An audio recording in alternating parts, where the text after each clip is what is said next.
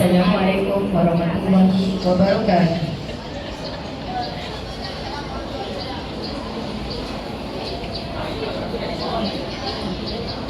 Dalam hela nafas pagi yang kian menjauh, kita berdiri di ambang satu perpisahan.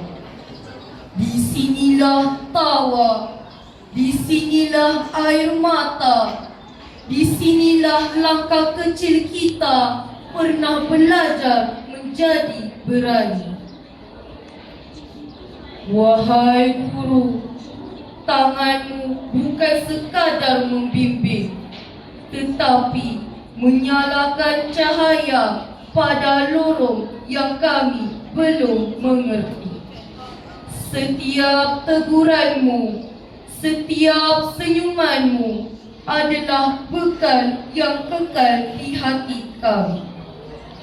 Dan kawan-kawan, kita pernah jatuh, ketawa, bangun bersama di antara meja dan bangku yang menjadi saksi kepada persahabatan yang takkan lupus oleh jarak ataupun masa.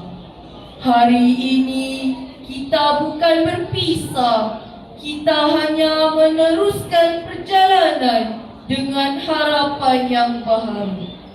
Kenangan tetap tinggal bagaikan tulisan kapur yang sudah dipadam, tetapi bekasnya masih dapat dirasa. Dengan hati yang syukur dan langkah yang perlahan, sebagai tanda penghargaan, sebagai ucapan terima kasih, sebagai salam terakhir yang penuh makna, marilah sama-sama kita dengarkan Selamat Tinggal Guru dan Kawan.